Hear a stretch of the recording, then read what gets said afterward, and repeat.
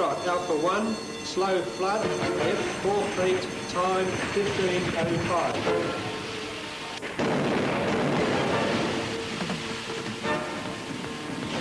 The badge says this young man is a cook.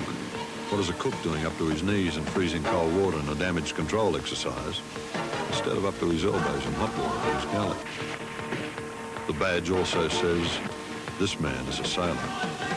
In the Navy, you're a sailor first and a cook second. If the ship needs men for a real damage control work party, the cook is available.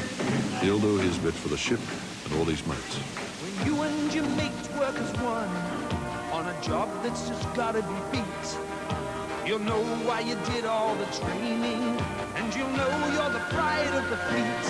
Today's pride of the fleet is you. Today's pride of the fleet is you.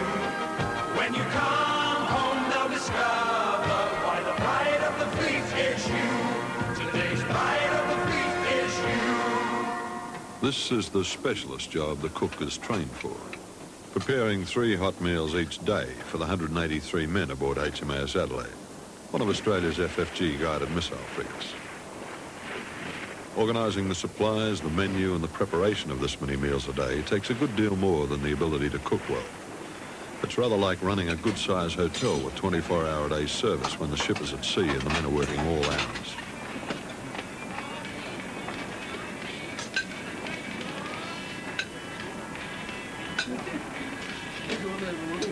Every sailor wears a badge on the right arm. The badge signifies a branch and a specialist job. This sailor is an ETP, an electrical technical power technician. This man, an ETS. That's an electronic technical weapons system technician. This sailor, an ATC, or aircraft technical communications expert. Highly trained, schooled at their jobs, a team of specialists working together to operate the ship.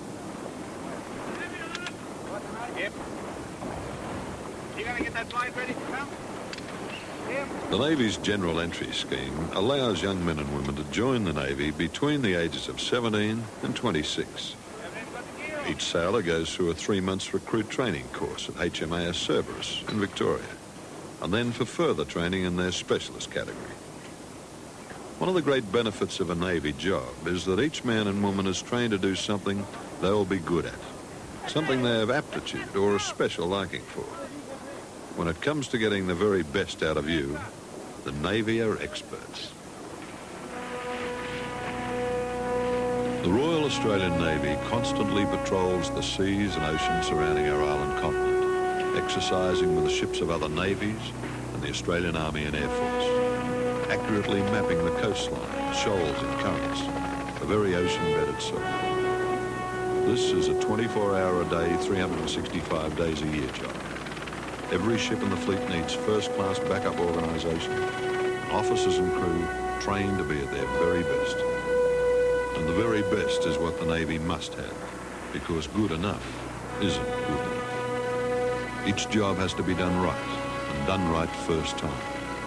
Lives depend on it, yours and your mates.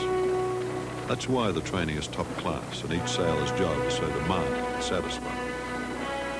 In the Navy, each man and woman wears their uniform and their badges with pride, because they are the pride of the fleet.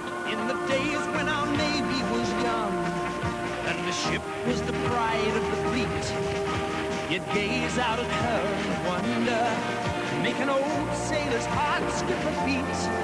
Well, the ships have gone through some changes, and the roles have changed a bit too. You'll be wet, you'll be homesick and frightened, but the pride of the fleet will be you. Aircraft technicians carry the aircraft insignia on their badges. Communications is obviously a vital job. The communications branch includes signalmen and many specialist radio operators. These sailors are trained in all kinds of communication, from typing to flashing lights, from Morse code to radio voice communications. Port outer, bend on only, turn starboard niner. Oi! And the tried and true method of the silent service, signal flags.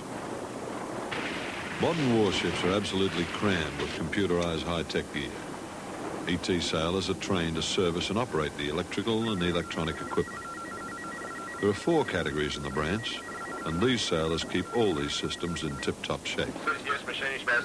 Handling the marine aspects of the ship, its hull, engines, power and hydraulic systems, are the marine technical sailors. QMGs are quartermaster gunners, and together with fire controllers, they handle small arms, gunnery, small boat operations and boarding parties. Sailors who handle underwater weapons and detection systems, sonar, are called UCs, underwater control, and UWs, underwater weapons.